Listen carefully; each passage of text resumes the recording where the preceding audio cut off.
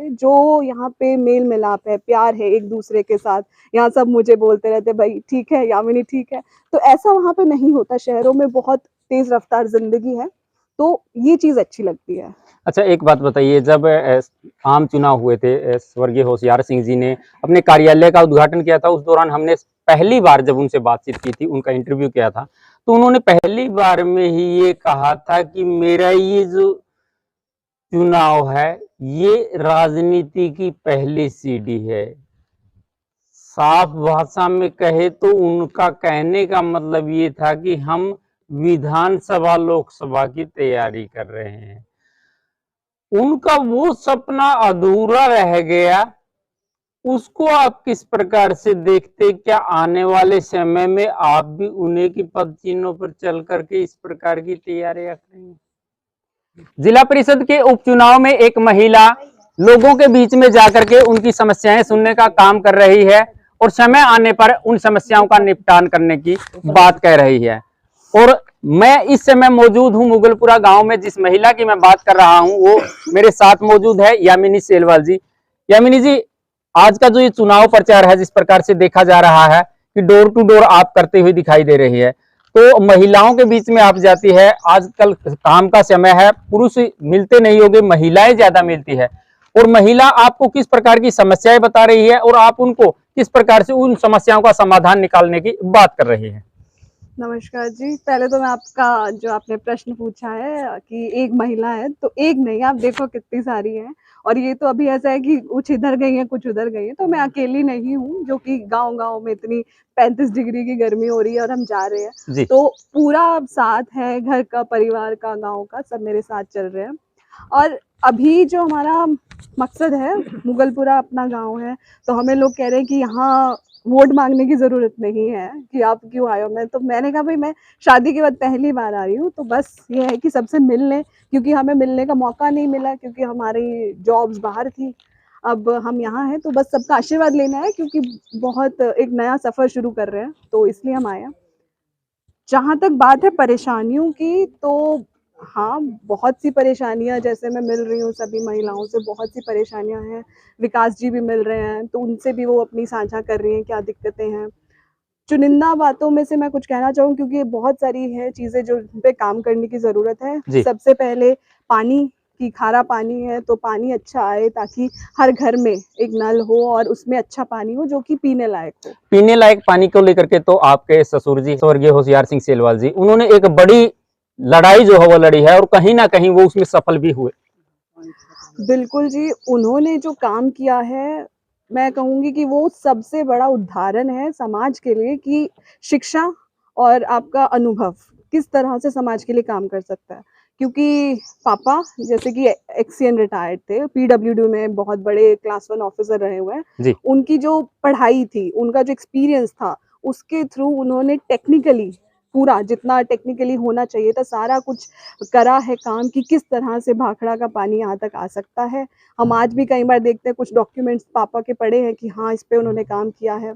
तो बहुत अच्छा लगता है कि वो ऐसे शख्स थे जिन्होंने एक पानी जो कि बहुत अहम है जीवन के लिए, समाज के लिए, उस पे काम किया और अपना इतना काम किया कि आज ऐसा है कि अब वो दिन दूर नहीं है जबकि सारे हमारे गाँव में अच्छा पानी होगा।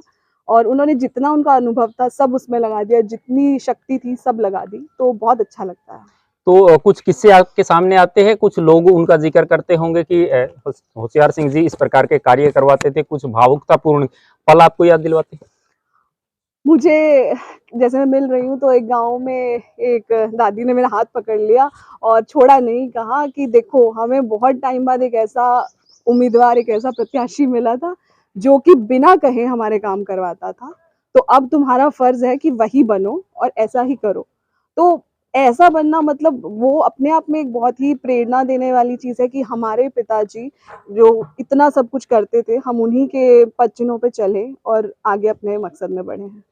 विकास जी का कंधे से कंधे मिला करके आप साथ देने की कोशिश कर रहे हो, सफलता कितनी दिखाई देती है? क्योंकि गांव में जब जाते हो, आपका रहन सहन जिस प्रकार से आपकी जॉब के अनुसार बताया है कि एक शहरी रहा है, लेकिन अब गांव में जाकर के जब आप लोगों से मिलते हो तो कितना डिफरेंट आपको दिखाई देता देखिए, हम लोग अपनी, क्योंकि पापा भी यहाँ से पढ़ाई के बाद बाहर रहे हैं, हरियाणा के अलग-अलग जिलों में उन्होंने नौकरी करी है, तो मेरे पिताजी भी डॉक्टर हैं, क्लास 1 ऑफिसर रहे हैं, तो हमारा शहरों में रहना हुआ है और वहीं से पढ़ाई-लिखाई हुई है। पर जो हमारी जड़ें हैं वो गाँव में ही है। मेरा पैतृक गाँव मुलाना है, तो हम लोग गाँव में रहे हैं, विकास का यहाँ है, तो ऐसा नहीं है कि हम दूर थे। पढ़ाई के लिए जब आपको कुछ सीखना होता है, आप घर से दूर जाते हो। राम जी भी वनवास गए थे, राम जी भी पढ़ने गए थे। तो पढ़ने के बाद ऐसा नहीं है कि आप वापस आके अपनी जड़ों से दूर हो जाते हो, ठीक है? आपको एक नया अनुभव मिलता है जिससे आप आगे का काम कर सकते हो, अपने समाज के काम आ सकते हो। तो यहाँ आके जो प्यार मिल रहा है, ये एक चीज़ है जो कि शहरों में नहीं मिलती। हम लोग मुंबई रहते थे, ज़रूर बट इतना था कि सब लोग अपने कामों में रहते थे। जो यहाँ पे मेल-मिलाप है, प्यार है एक-दूसरे के साथ, यहाँ सब मुझे बोलते रहते, "भई ठीक है, यामिनी ठीक है।"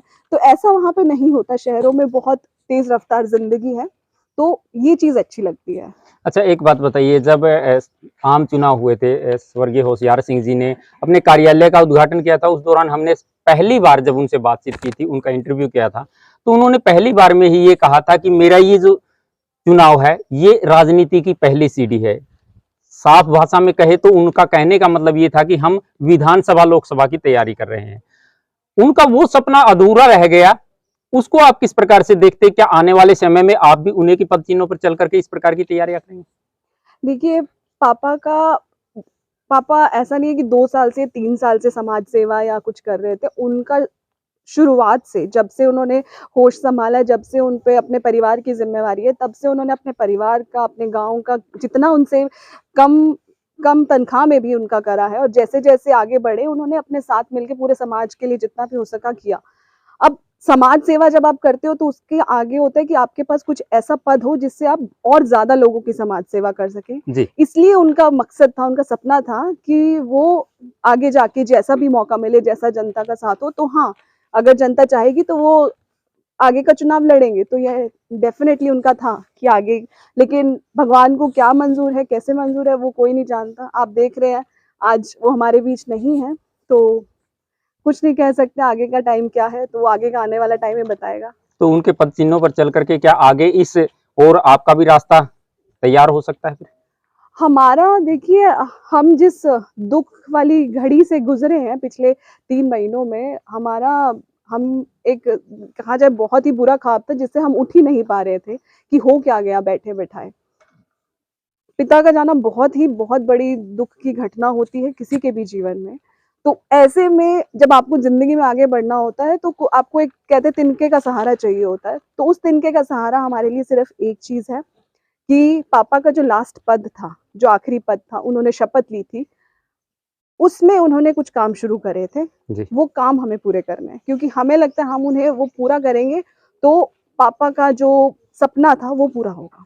तो यही मकसद है। अंत में वार्ड के मतदाताओं से क्या कुछ अपील करना चाहेंगे? अपील मैं यही करना चाहूँगी कि आप लोग के पास एक अधिकार है, उस अधिकार को बहुत सोच समझकर उसका इस्तेमाल कीजिए। आप देखिए कि आपके पास मौका है। हम यहाँ हैं क्योंकि आपने एक बार हमारे पिताजी को जिताया था। हम उन्हीं वोटों की लाज रखने के लिए यहाँ हैं कि अभी चुनाव हुए थे, अभी वो जीते थे।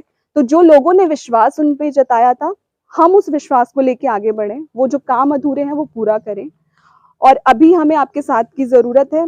आपको लगता है मुझसे मिलके, विकास से मिलके, हमारे साथ जितने साथी हैं उनसे मिलके कि हम आगे बढ़ पाएँगे, विकास में वो काबिलियत आपको लगती है, तो आप हमारा साथ दीजिए। बिल्कुल, हम खुले दिलों से आपका धन्यवाद करेंगे और हम सिर्फ़ आशीर्वाद माँग रहे हैं कि हम अपने, जो हमारा मकसद है उसमें आगे बढ़ें, इसके लिए जनता का आशीर्वाद चाहिए, तो बस साथ दीजिए। Thank you. हाँ जी।